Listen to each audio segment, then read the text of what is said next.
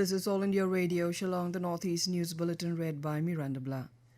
Union Minister Jitendra Singh yesterday said 30% fund of the Northeastern Council for new projects will be dedicated to focus development of deprived areas and neglected sections of the society and emerging sectors. Singh, the Union Minister for Development of the Northeastern region, also said that Prime Minister Narendra Modi is committed for development of the Northeastern region and bring them at par with more developed states of the country.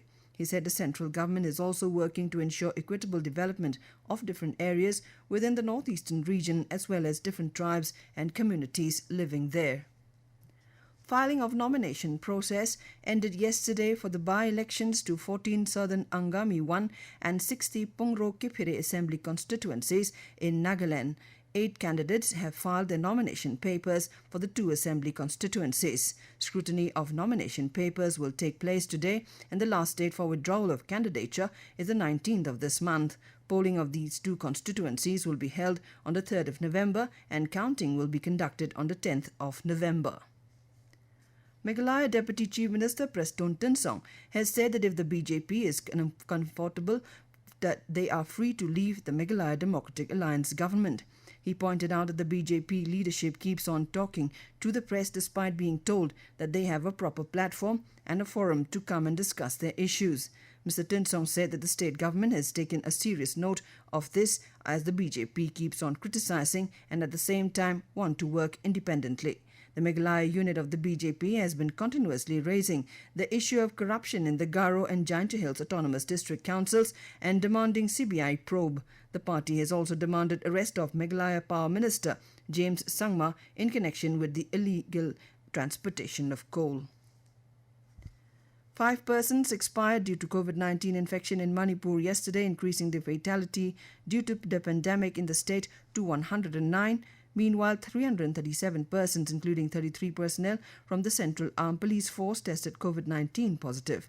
164 persons were also discharged from hospitals after recovery from the disease. Meghalaya registered 2 more COVID-19 related deaths yesterday from East Khasi Hills district, taking the number of fatalities to 75. The Directorate of Health Services informed that 139 new COVID-19 cases were reported, totaling the number of active cases to 2,492. The state has also recorded 90 recoveries, bringing the number of recovered cases to 5,735. Till date, Meghalaya has detected a total of 8,239 COVID-19 cases, out of which 2,492 are active, 75 deceased and 5,735 recovered. Nagaland reported 112 COVID-19 positive cases yesterday, taking the state's tally to 7,604. Health officials informed that 91 patients also recovered from the infection. With a total of 6,046 recovered cases and 17 COVID-related deaths, the number of active cases stands at 1,466 in Nagaland at present. The Meghalaya government has decided to appoint an expert agency to go deep into the alleged high-level radiation in Domyasiat, West Khasi Hills district. The agency will study in detail and come back to the government with their findings. This was told by Deputy Chief Minister Preston Tinsong to reporters in Shillong yesterday. Chief Secretary M.S. Rao has been given the task to identify the expert team. Meghalaya Chief Minister Conrad K. Sangma yesterday said that the state is ready to receive tourists.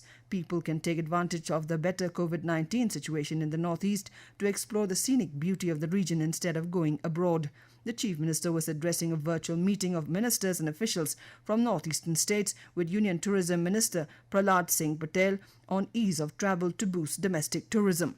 Mr. Sangma said Meghalaya has inked a memorandum of agreement with a private airliner to operate direct flights between New Delhi and Shillong. And with that, we end the Northeast News Bulletin, which came to you from the Shillong station of All India Radio. Have a nice day.